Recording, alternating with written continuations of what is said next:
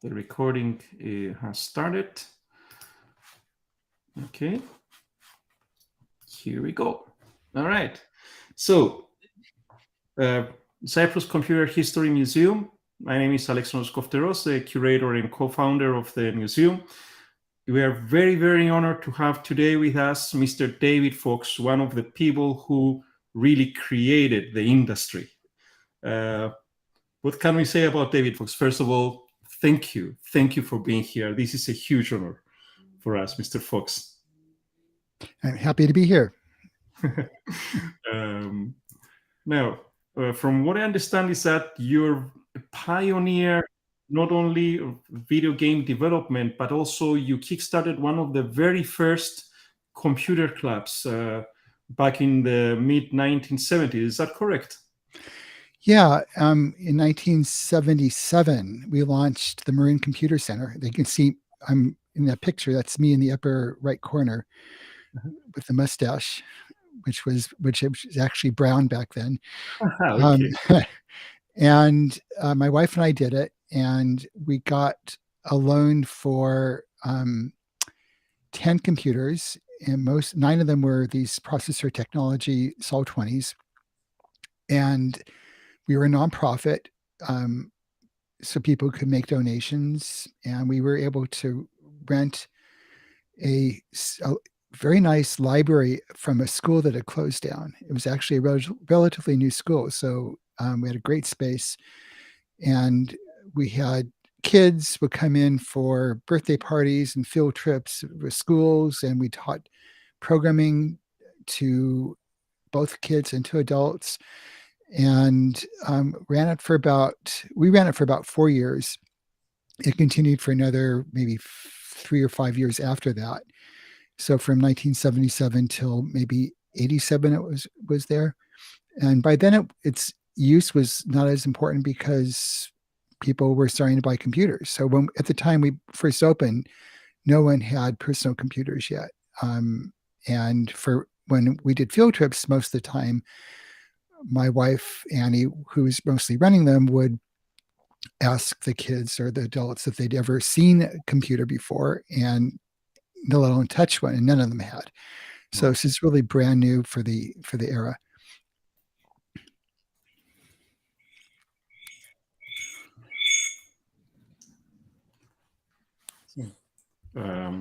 And of course, apart from that, you also authored some books on programming, and one of the first animation books. Of course, back then, it's not about animation using tools to create animation, but it's the whole theory behind how you create animations, right? Yeah, well, we split the book into 2 parts, and the first part was looking at state-of-the-art computer animation at the time, which was like early 80s. And the second part was how to do animation with your Atari 800 computer, and giving a bunch of programs and trying things with color cycling and player missile graphics and vertical blank switching and all that. And it was a pretty big book, and we were able to use the corners of the pages as a flip book. So when you flip through the pages, you'll see an animation happening like one of those little paper flip books. So I think we had maybe going both ways in the upper corners, I think is how we did it.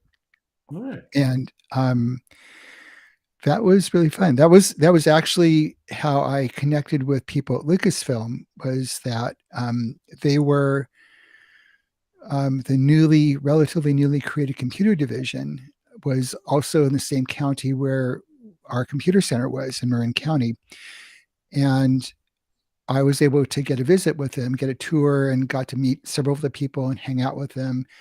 And one of the guys who started the computer division, Alvy Ray Smith, offered to proofread my computer book once it was done.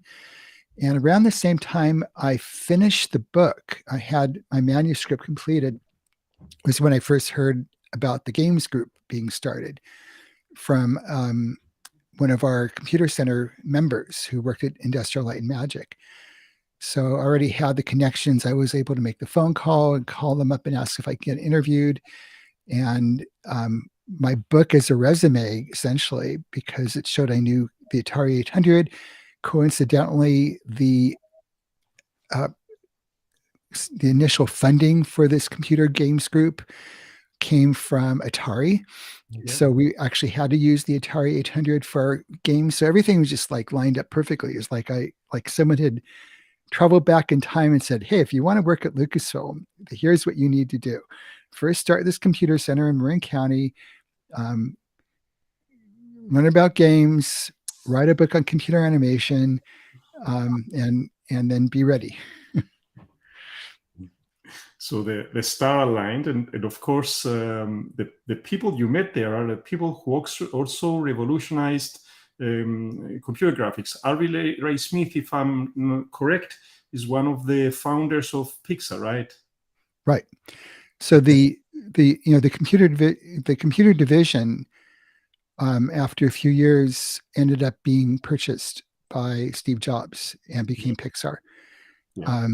So all the people that I knew really well ended up going to Pixar.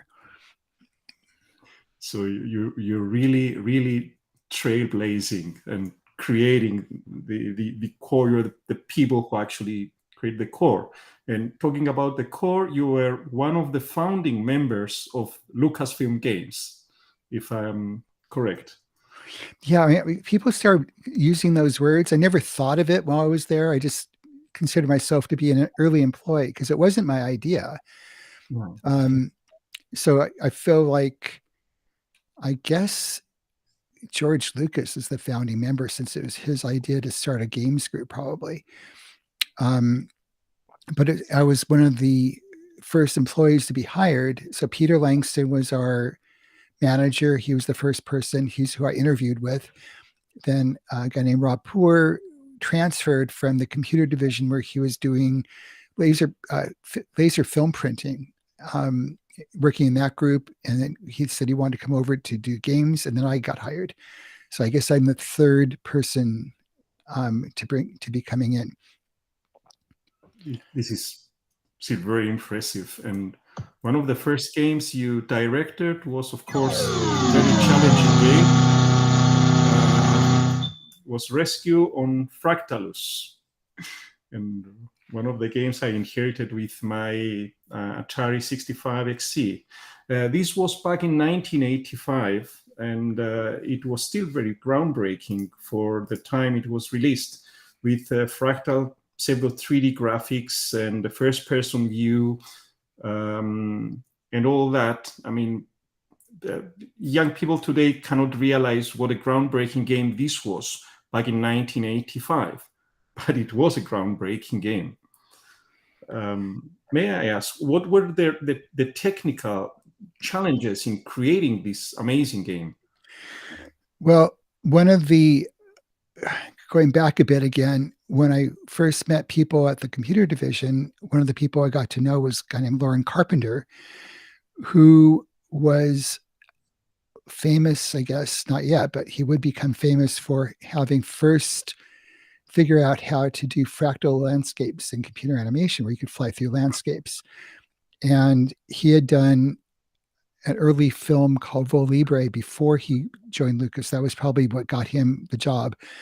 And then he was instrumental in the Genesis effect for Star Trek II Wrath of Khan, where we have this terraforming of a moon or a planet, and then you have a scene where you're flying through these rocks or these mountains. So we hung out at the computer graphics conference, SIGGRAPH, that first year that I met him. And then when I joined, the games group's offices weren't quite ready yet. So I ended up moving into his office. So we became office mates. And one of the first things I remember asking him was, is it possible, do you think, to be able to do a fractal landscape game on an Atari 800, on an Atari computer? And his first reaction was, no way. Because he knew very well what how intricate it was. Then I think he thought about it for a while and said, well, maybe there is a way to do it. He ended up borrowing one of our Atari 800s, took it home, got the manuals, and came back literally in a few days with a working demo of a landscape that you could fly. It wasn't really flying. It was like really moving around in, because there were no flight dynamics yet. It was just a proof of concept that you could actually get a decent frame rate. I think he was getting, because nothing else was happening, maybe 7 or 8 frames per second, which was unheard of for that time. Yeah. The video you're showing there, it looks like it's probably around maybe 5 or 6, and that's enough to give you the feeling like it's actually you're actually moving through it. I think the flight simulators at the time were all done with line drawings and maybe 3 or 4 frames per second, and so this was revolutionary just for that, and the fact that you're actually moving through and shooting and flying and landing and all the things you got to do in the game. So huge hurdle was to get it to work. That's Lauren.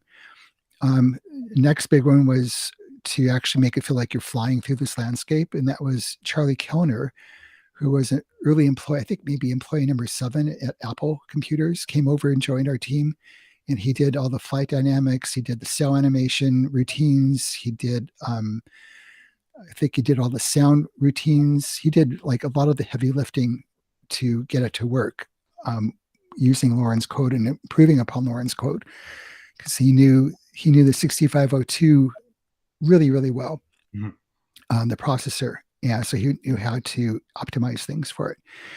And then the other was space, because this is I think we had to get it to fit into 16K of RAM.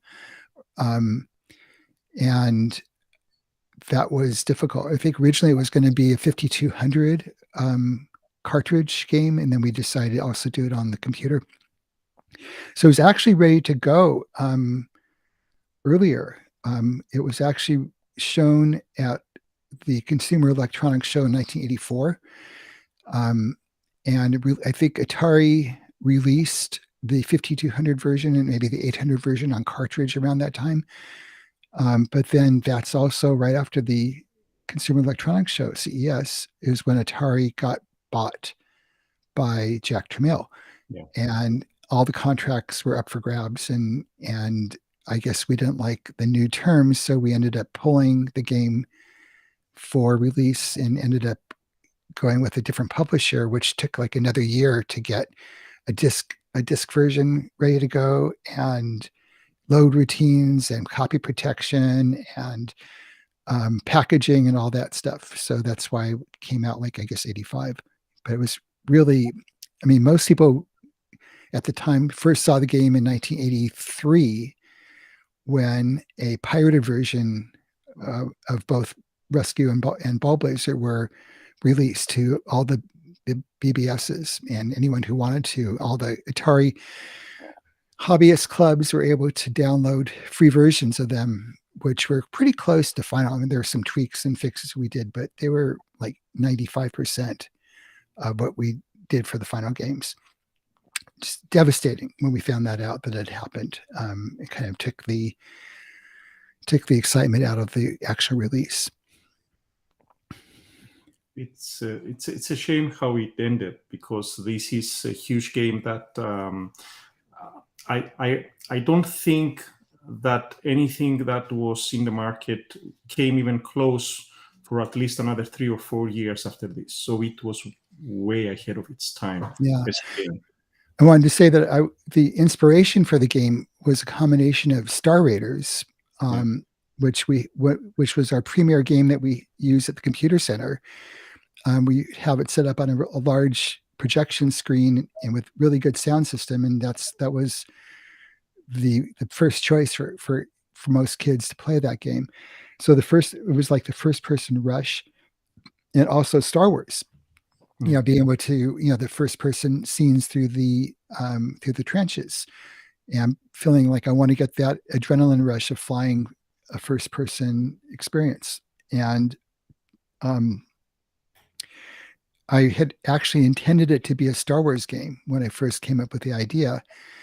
And very soon, like within the first day or two, found out that I was working there at Lucasfilm, that we actually couldn't do Star Wars games because all the rights to all the Star Wars licenses for computer games and any kind of game was already sold. So they're all tied up. So we had to do something original. All right.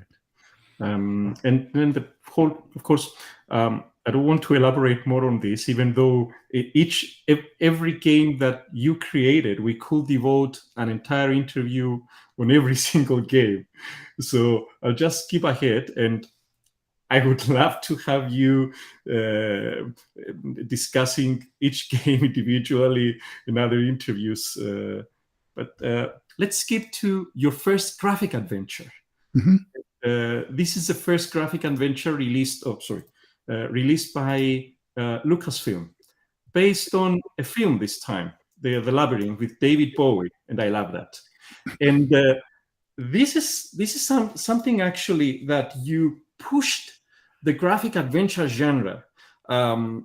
Sierra created the genre, but they still relied on a text-based parser to give commands to Graham.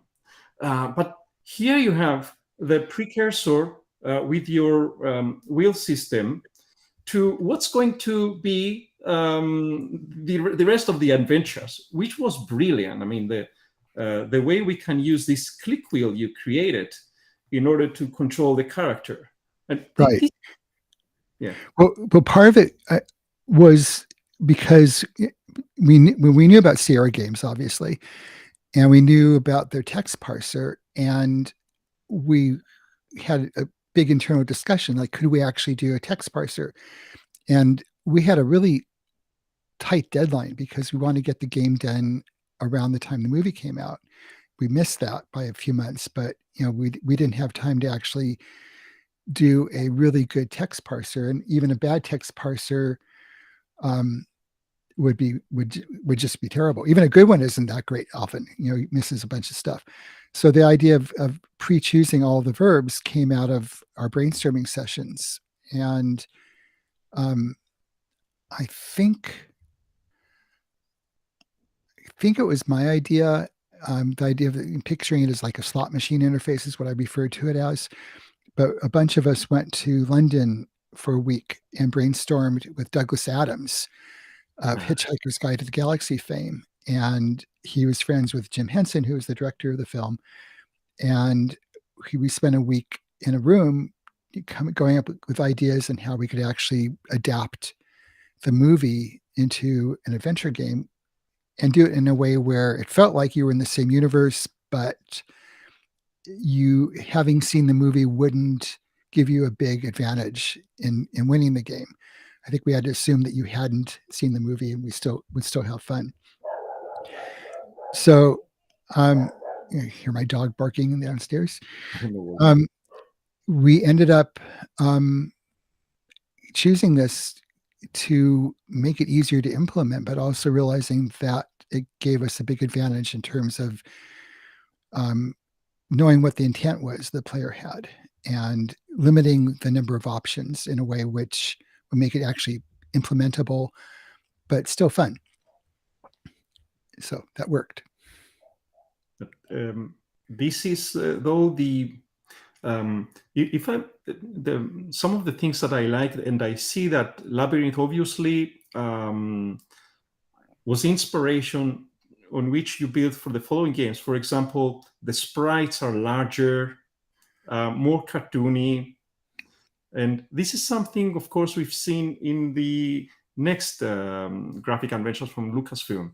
And to the people who are going to watch this, Labyrinth is the first anime graphic adventure from LucasArts, and it's the first animated graphic adventure that was created without a command line, entirely with selections. And of course, this is going to lead to Maniac Mansion and the Scum engine.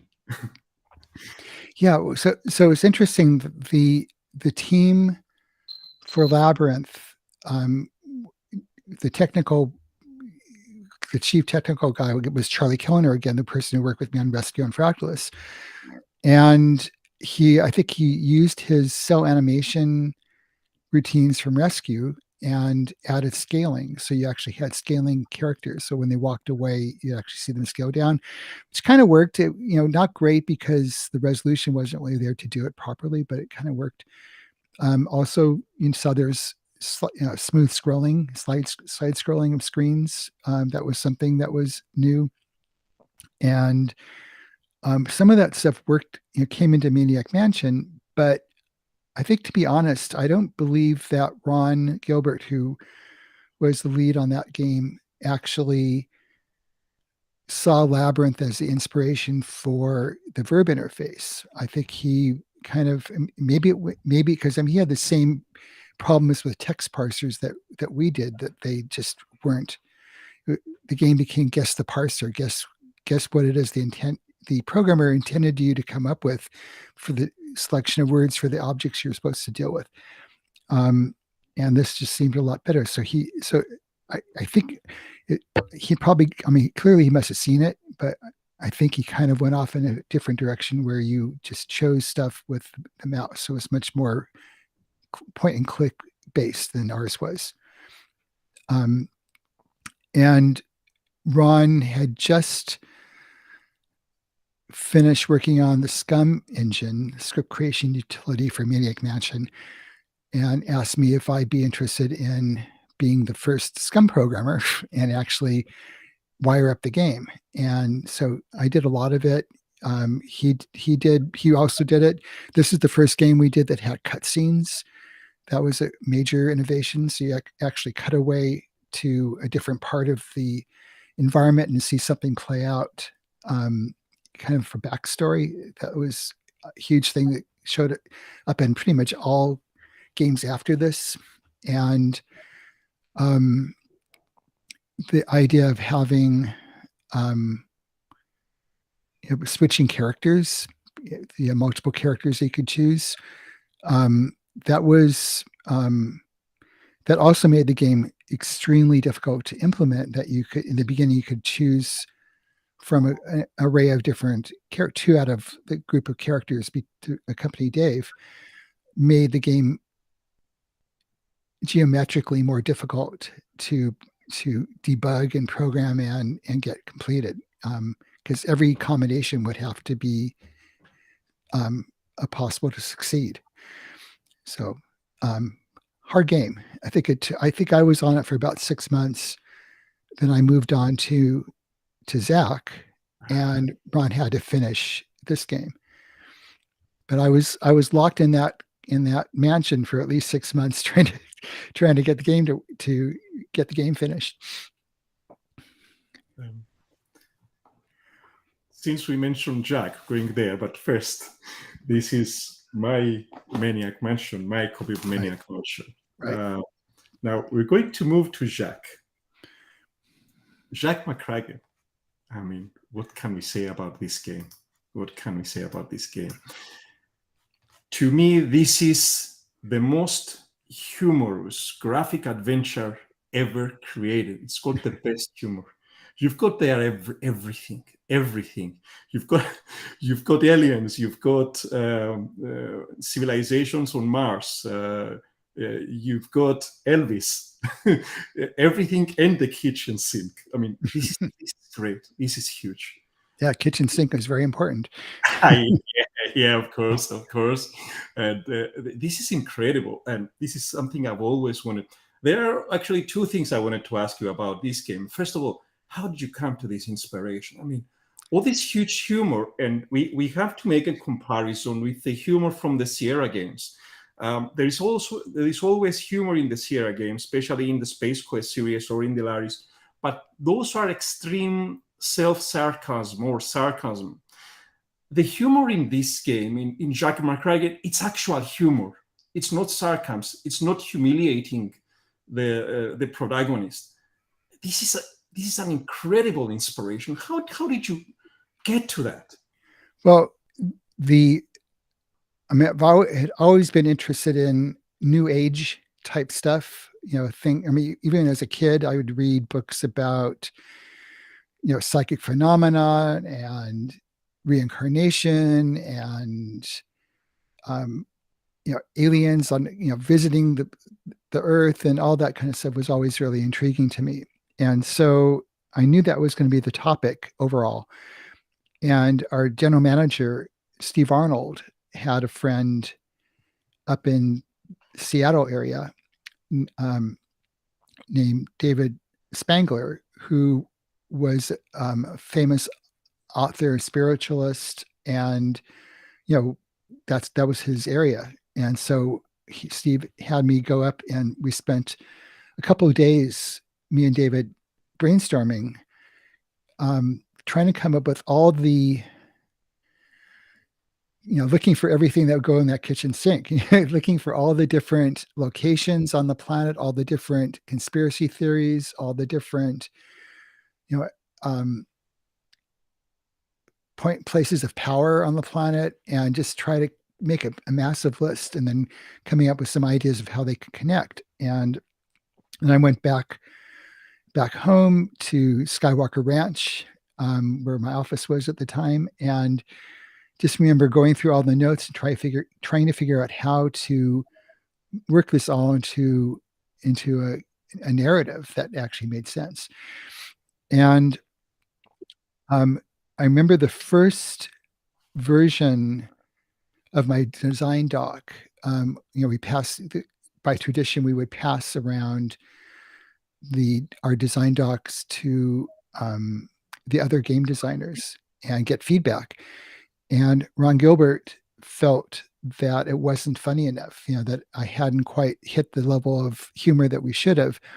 So we ended up with a brainstorming session with all the project leaders.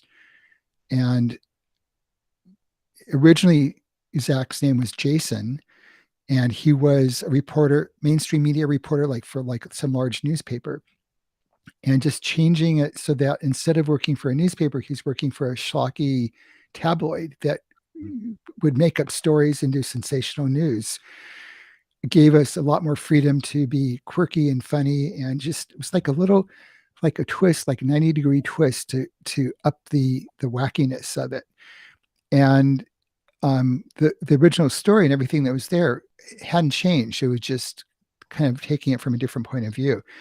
And that's when we actually came up with the name of the game and the name of the character. And we used a Marin County phone book and looked at different names and just kind of picked Zachary in the McCracken, and that's where it came from.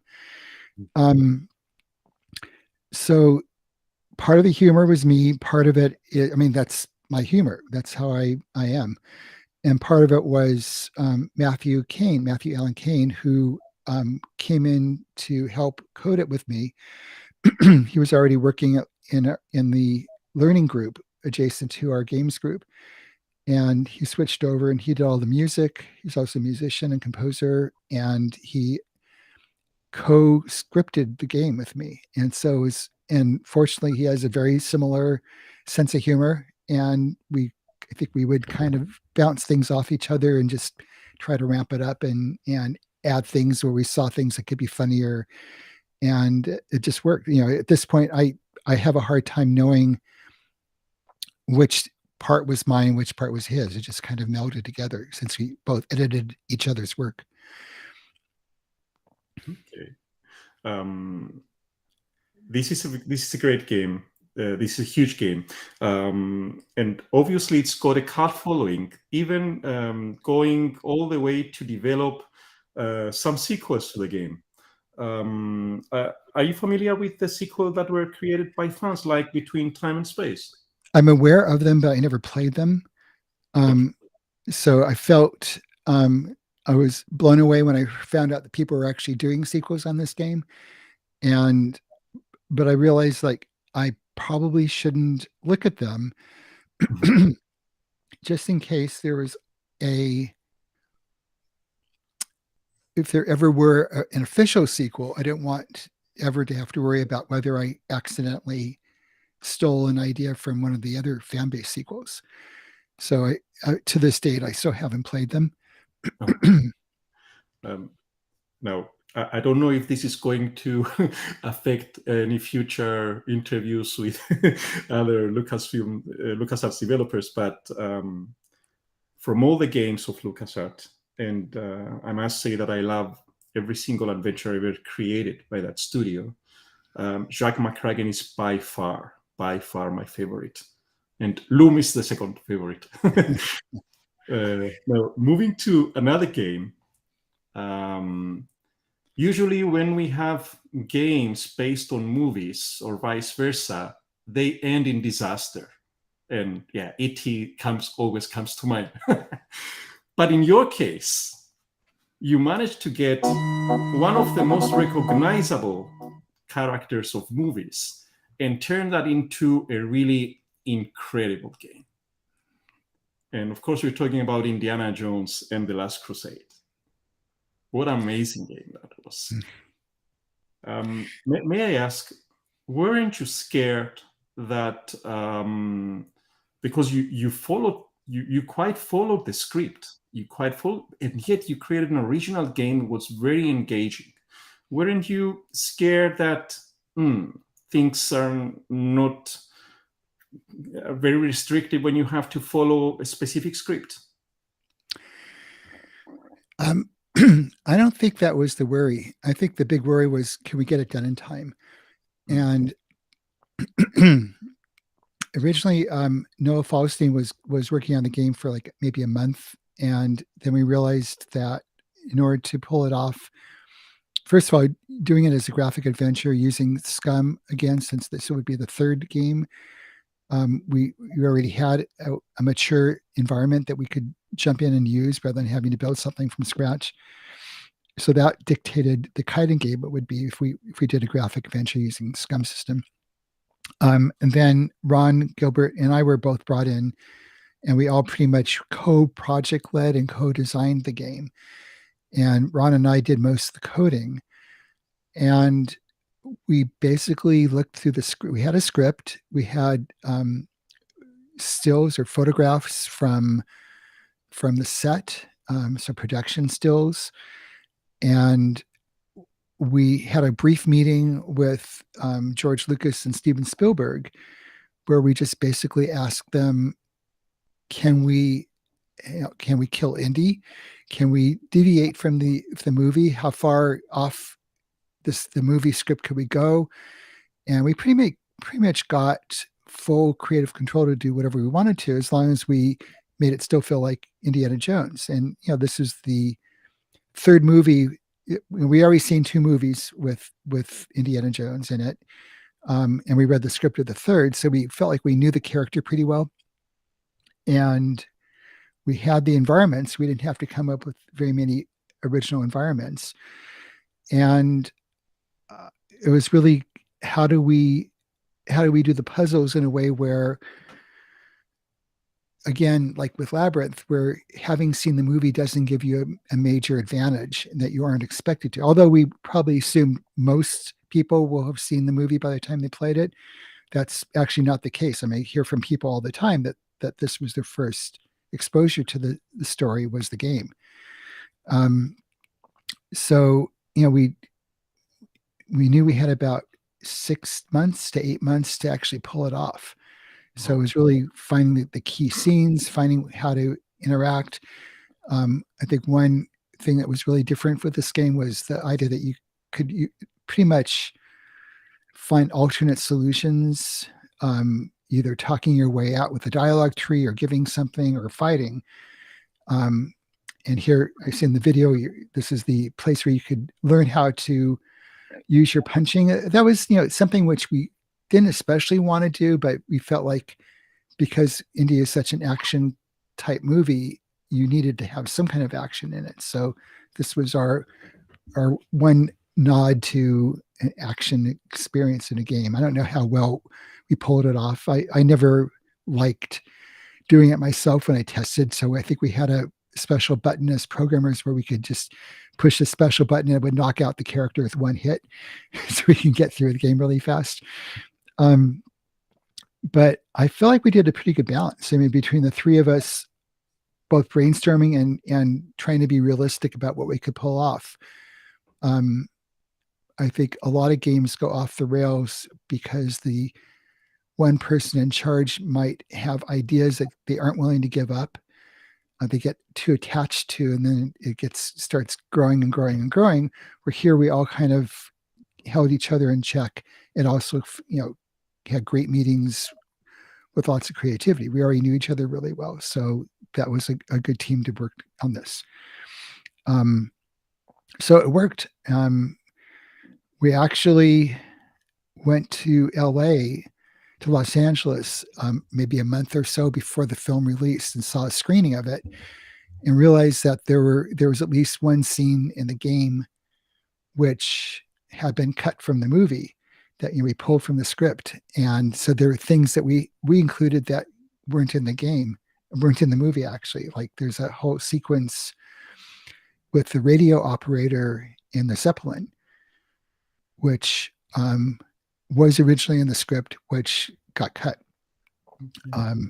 So it makes much more sense if you knew about that scene when the Zeppelin starts turning around in the movie, and Indy says something like, "Well, it looks like they must have fixed that radio sooner than we thought." And you're thinking in the movie, what radio were they talking about? And if you play the game, you know what they're talking about. So it's kind of fun. But this is incredible what you managed to do in 6 months based on what you had. And still, it did take us. We did go over a little bit. I think we finished maybe 8 months after we started, so released a little late. But Indy was in the theaters for such a long time that wasn't as critical. It was terrible. The humor is there. You managed to capture the humor on previous games, but also the humor that Indiana Jones, they have a lot of humorous moments. Mm-hmm. I remember it was one of the many LucasArts games I managed to finish. And good. It's not very punishy, not compared to Sierra games. Again, I go back there. There is a place at the end where the end game sequence where both Ron and Noah had been working on dialogue, and I was implementing it. And I got Ron's dialogue, which was really irreverent and tongue-in-cheek.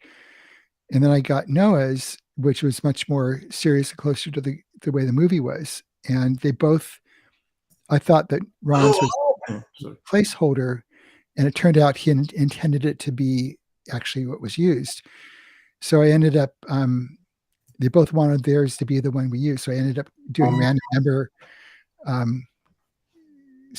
choice to choose which one to use. So if you play the game multiple times, you might get different dialogue at the end in the end sequence, like around the time of the earthquake. May I ask, the games, LucasArts games, you chose for your characters not to die. When I asked the same thing about when I asked the same thing to Berta Williams, she said, in real life, when you make mistakes, you pay the price. If you fall down a cliff, you die. How did you decide that there is almost no death in your games? Well, we did have death, actually. Well, you can die in Maniac Mansion. Zach could actually die. Indy could die. I think the first game where we didn't do that was probably in Loom and then Monkey Island, where it was much more intentional. What I think was more critical was the idea that there weren't random deaths, there weren't arbitrary deaths. The idea that if you did something, if you jumped out of an airplane without a parachute, you probably would die if you actually could do that. But picking, like the one I keep on thinking about in Sierra was the idea that, remember there being a broken mirror, and if you pick up a piece of glass from the broken mirror, you cut yourself and you die. And I said, well, this is mean-spirited and arbitrary. And it felt like the programmer was finding ways to interrupt the story with a death to elongate the gameplay.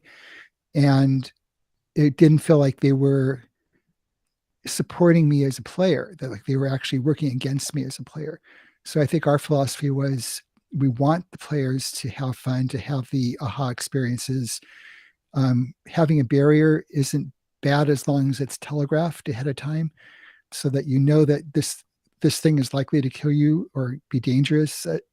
Better save your game now because something doing this might be bad, rather than just doing a random thing you do in everyday life and survive. We want to make sure that it was very clear that you would, if you did have to die, that you were prepared for it. So we weren't working against the player. So it was kind of this, I felt like there's a level of sadism almost in some of the Sierra games in working against the player. And that was something we weren't doing. All right.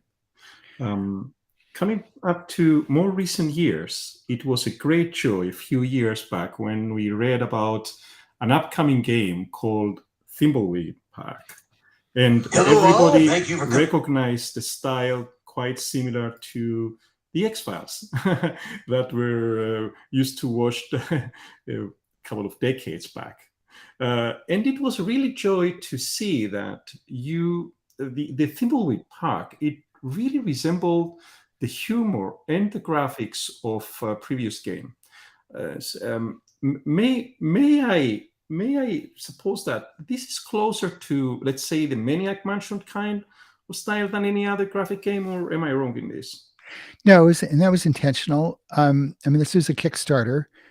Ron and Gary had gotten together and decided they'd do a game, and they did it as a Kickstarter. And the idea was, the line they used in the Kickstarter campaign was like, imagine you open your drawer and you find an old floppy disk from 1988 of a Lucasfilm game that you'd never played before. Yeah. And that's what we were going to give you. So the original art style was much rougher. It was more Maniac Mansion. And then when we started getting more and more money, way over our original ask, that's when I got brought on. And it's also when Mark Ferrari got brought on. And with Mark Ferrari as the background artist, that, changed the look to be much more, rich and I'd say much more like early 90s than late 80s in terms of the style, because we had a full color palette. But the idea was we still wanted to do a point and click and to do a verb interface, so to make it feel like it was like late 80s style. So I think we did that. The intent was to find all the people who loved our old games and get them to back it. So we built the game for that audience. I've been playing this game with my son. He's now 16 on our PlayStation, and the humor is there. And this is much easier for today's generation to get into it. Mm-hmm.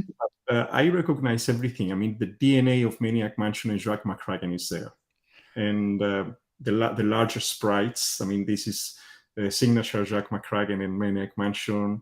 The change between the characters during scenes. This is an amazing inspiration you've got, and really thank you for bringing this game out. Yeah. Now the next game I'm going to move, it went to another direction artistically, and personally I love it. But some of the fans didn't. And of course, I'm talking about Return to Monkey Island, which is a bold move that we loved. Personally, I loved this style. I loved what we did with that game. How did it feel to return to one of the most iconic graphic adventure games of all time?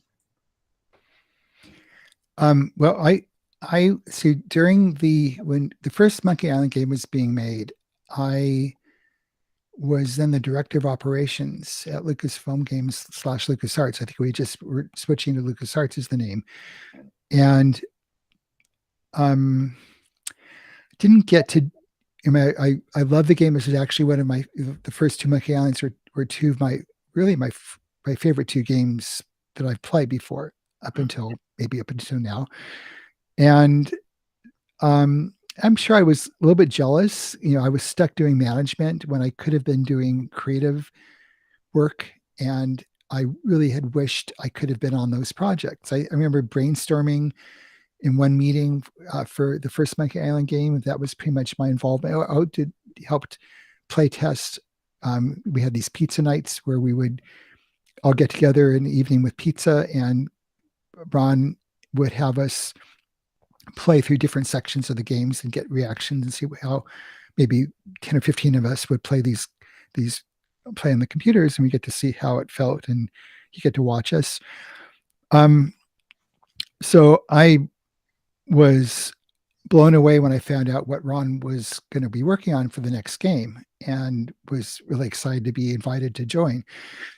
Very different than the other games in that I was much more, my role was as lead game programmer, and much less involved in any of the design. Or Thimbleweed Park, the original story was Gary and Ron, but for all the brainstorming for actually how to implement the puzzles, that was all three of us. And then also Jen participated, Jen, Ron's wife, who's our producer on Monkey Island.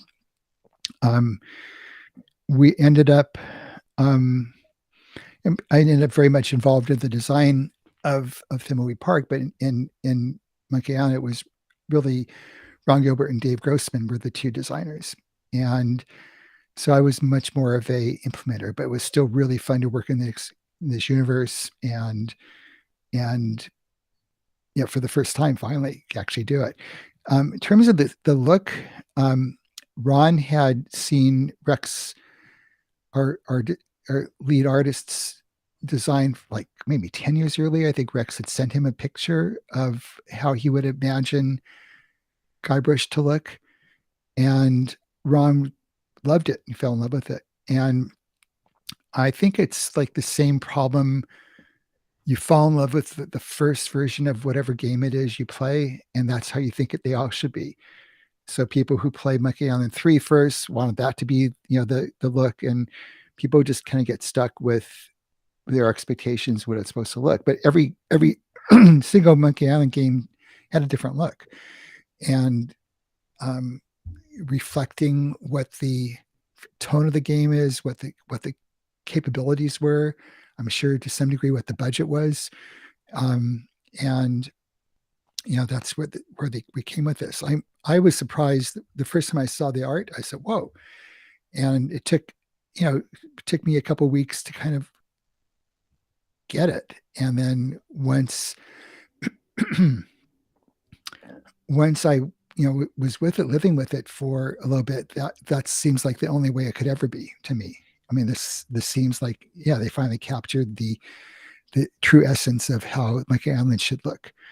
So I think people will, there's some people who are stubborn. I'm seeing a lot of people who play the game and say, I didn't like the graphics originally, but now that I've played it in motion, and it's perfect. So I think we went over most of the people who had objections initially, and even the people who had objections, it was a small, very vocal minority.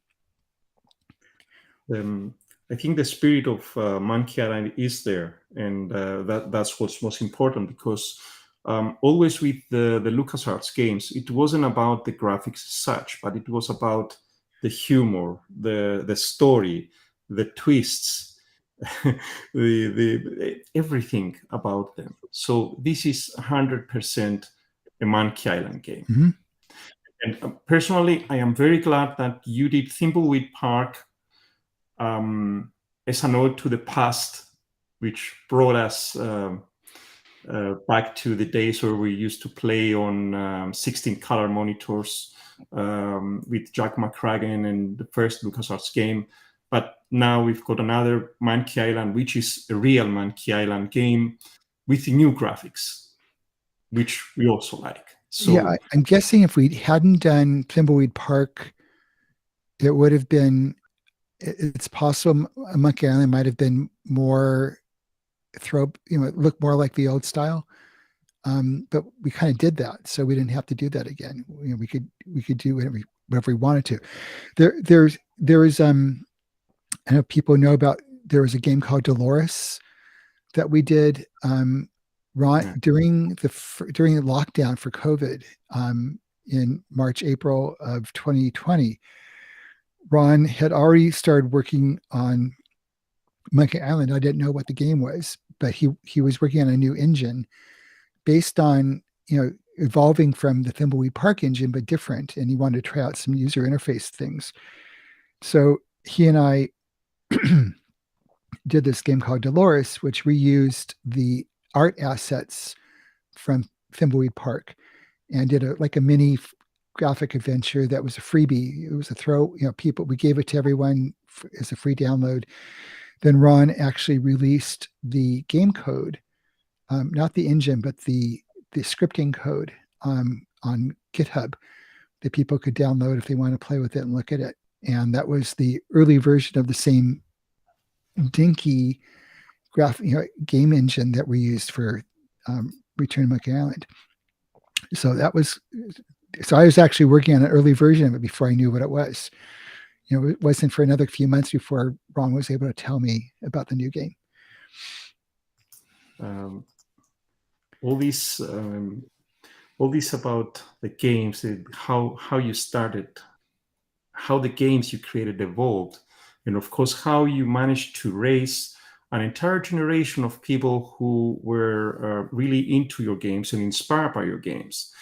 One of the posts on our website today promoting this interview was by a person who said that your games inspired him to get more involved with computers and programming. And I could say the same thing. I mean, when I played my first adventure game, King's Quest II, it was, wow, I was really amazed. And I said, this is the type of game I want to play. And of course, then I met Jack McCracken.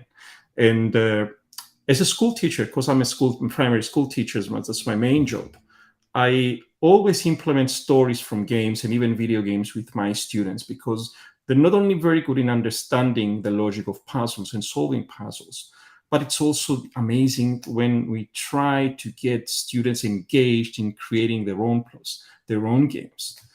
So bottom line, you not only inspired me personally, but you inspired a whole generation of people who are now into video game making because of your games. I don't really think that you could actually predict that when you start creating games. Yeah, it's true. And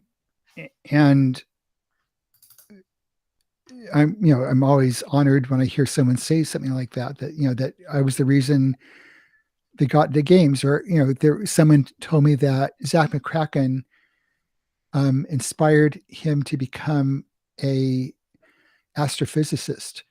And he ended up working in Germany, working on a component of the Hubble telescope. And what was the new one that just launched? Is that was the big telescope that just launched, and he worked on a component for that one because of Zach. And it's like hearing someone else became an archaeologist because of Zach. And so hearing that something that I created ended up inspiring someone to, launching them onto their profession was like, whoa, it was definitely not something I expected. And it's very cool. I mean, we didn't think that these games would still be known more than a couple years after we released them.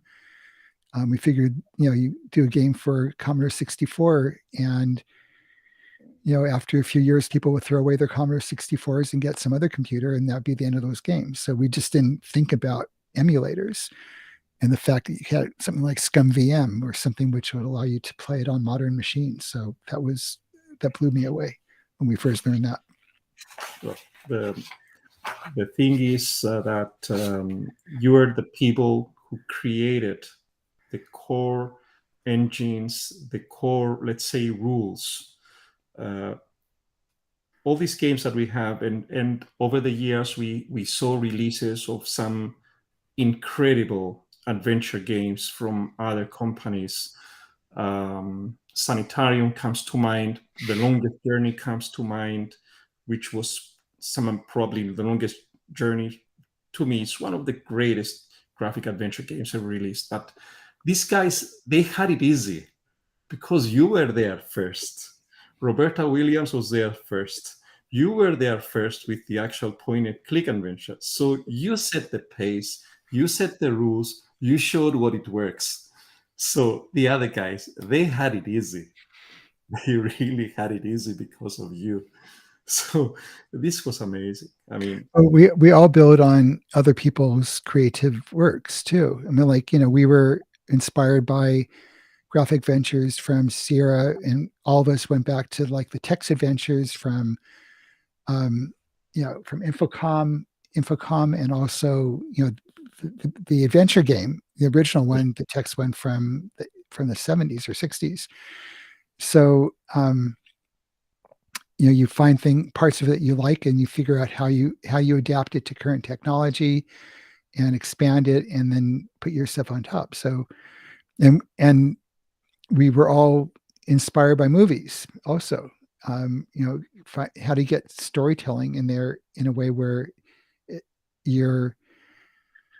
feels natural, and but you're more involved. So, but yes, I feel like we're all kind of contributing to the whole body of work of all this.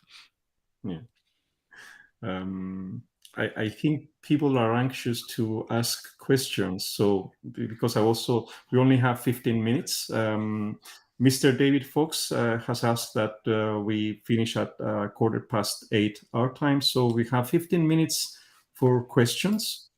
There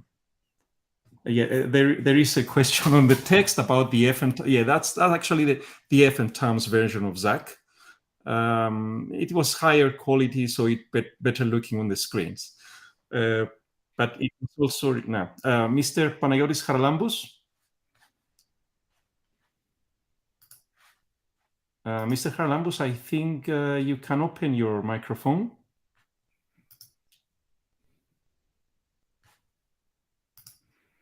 Yes, you should be able to talk. I mean, you don't have restrictions. Try now, please, Mr. Haralambous.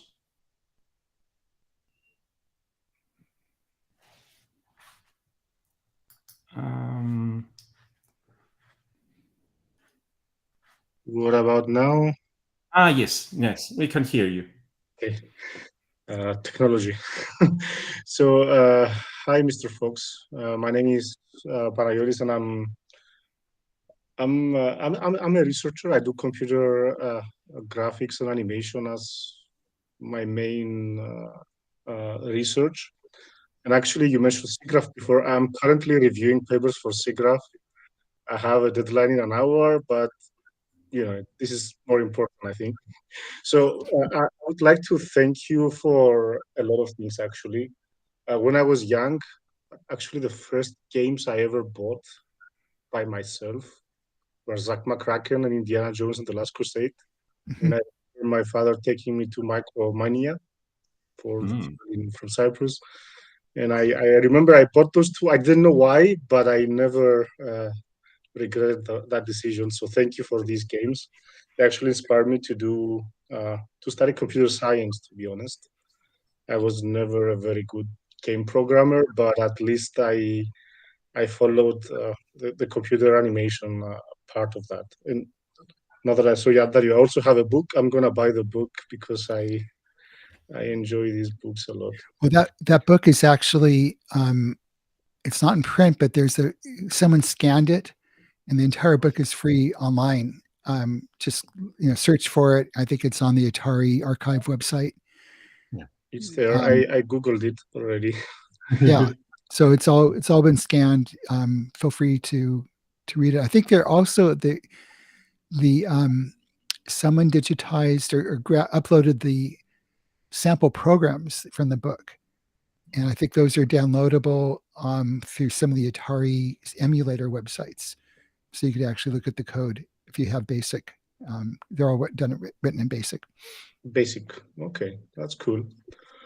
So, and I'm also a backer of Thimbleweed Park also. So thank you for that also. um, so, so you talked a lot about uh, Ron Gilbert in your interview today. So I was wondering about your relationship with Ron Gilbert and the newest engine that you developed for Thimbleweed Park, and as far as I understand, also for Escape from Monkey Island. So maybe you can tell us a little bit about that engine and if you plan to use it for other games, maybe. Well, so that was Return to Monkey Island rather than Escape. Return, yeah. Sorry, apologies. Yeah. Well, Ron created the engine. I'm not a coder on that level, so I just did the front end stuff. So using the coding language, which then his engine supported basically. I hope that he does another game that uses it because it's a really cool engine. I really like playing with the language. It's very powerful, but nothing in the works at this point. If there was, I probably couldn't say, but there isn't. So I think we're all still unwinding from the intensity of Return to Monkey Island. Taking a nice break, and then who knows what will be next. I'm also working on.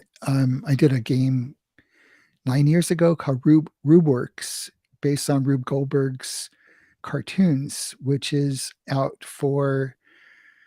It's on Steam and it's also on iOS and Android. But I started working on a VR version of that, so I kind of am going back and trying to do that again, and just taking it easy. I just got an electric bike, so I'm going to do some more outside activity when the weather gets better. But it's nice to. My normal mode was work 3 or 4 or 5 hours and then do other stuff. During the Monkey Island period, it was a solid 8 hours a day, 5 days a week, which is great. We weren't doing overtime, but that's very intense because it's like a really intense 8 hours of coding, and I'm enjoying the break still. So I would let Andreas to continue, and maybe I can ask later. Yeah. Thank you very much. Yeah. Can you hear me? Yes. Okay, excellent. Hello, Mr. Fox, and thanks for arranging this call. I think for all of us that grew up in the late 80s and early 90s and playing video games, it's a huge thing. Having you here talking about those days.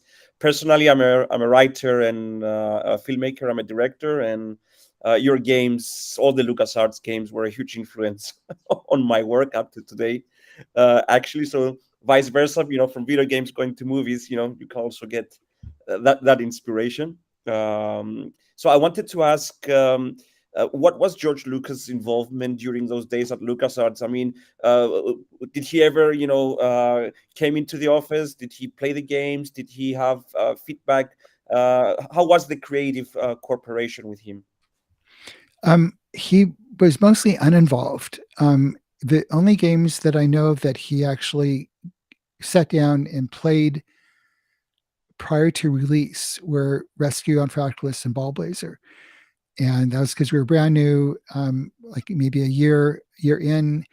He came into my office and played the game for about 20 minutes and gave me some really great feedback. And some of the key things from Rescue were based on an idea that he had. So the idea of the monster popping up, which he probably saw in that video that was shown earlier. And he was looking out for a way to increase the tension. And absolutely did that. I think the game was really the first game that had a jump scare. And I have to credit George for that. He also, originally the game was much more, was intended to be a non-violent game. You were just supposed to be going down and picking up pilots and rescuing them. You weren't supposed to be shooting. And he insisted on adding a fire button to shoot stuff. So he was right about that too. It made the game a lot better. So that was it. Then after that, he was really never a game player. So he just wasn't all that involved. He might have been behind the scenes that I didn't know about. I think once or twice he might have played a game after it was pretty much done. So he wasn't giving feedback. I know that Steven Spielberg was much more of a game player. So especially for some of our flight simulators, for indie and for the indie games, he actually would play them all the way through with his son. He would call us up for hints. And I never got one of the phone calls, but I think both Ron and Noah got phone calls from him. It's like, yeah, here I am stuck in the catacombs. How do I get out? Or whatever. And that was kind of fun. If I can I do a follow-up question? Do we have the time? Thanks. Yeah. So, okay, just a final question from me. If there was ever a game that you wanted to develop, to design, and you never did, what was that game? I mean, in the LucasArts years. Well, when I first joined, what I really wanted to be doing was more location-based entertainment, so theme park level interactivity. And so it wasn't a specific game on a computer, it's more the kind of game. And the last 2 years I was at the company, I got to work on a project like that, which was fantastic. It was actually a Star Wars-based game. It was using flight simulator technology, a professional $1 million level image generators and multiplayer. And we were doing it in partnership with Hughes Simulations, Hughes Aircraft. And they were doing all the hardware tech. And we were doing the game design and the software, some of the software.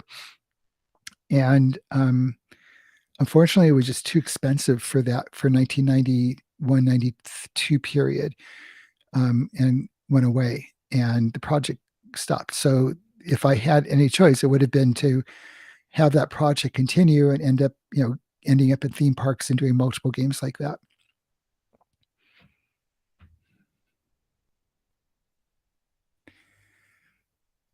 Now, if there are no more questions, just one thing I'd like to ask. This is a joke, actually. I always wanted to ask you about Jacques McCracken. The second question: those poor co-eds that launched from Mars, if I ever left my Atari ST on for 2 or 3 years, would they ever land? Well, I think in the story they did land, but there wasn't any code in the game to have them do it. Okay. So I think, am I right that in the epilogue text that shows up over the end game, I think I refer to them. I don't remember now, but at least in my mind, they made it safely home, and they ended up doing cool stuff. So that you didn't have to leave your computer running for them to get home. Yeah. Now, to conclude all this, Mr. David Fox, would like to really thank you. It's been an honor to meet you. Yeah, I just wanted to say where you could find me. I'm on, I have a Twitter account, which I am pretty much not using now. I'm on Mastodon, and I'm also on some of the newer social media sites, post.news and spoutable.com. And I'm still on Facebook, but I'm sure if you need to reach me, you can find a way. Also through my website, electriceggplant.com. Okay. We'll keep in touch because I would really love to have you again in a follow-up interview. And hopefully we'd like to issue, and I think this also reflects everyone's opinion, we would love to see games coming out with your signature on them for years to follow. Thank you very much for giving us an incredible childhood. Thank you. Thank you. Thank you for this opportunity. These are my games. These are part of my childhood. Oh, I'll show you this. Thank you for this. Right. From from. Oh wow! That's amazing. That's a Lego, and wow! It's not Lego. It's actually someone designed it and printed it using a 3D printer and then painted it. Yes, this is great. This one's also really good. Wow. Well, to everyone watching, also as an Easter egg, if you play Day of the Tentacle, if you go to the bedroom of Eddie, you can switch on his computer and play the entire Maniac Mansion. And this one too. Oh, this is the alien, but not Elvis. That's not Elvis. So, yeah. Thank you, Mr. Fox. Okay. All right. Thank you. Have a good night. Bye. Bye-bye.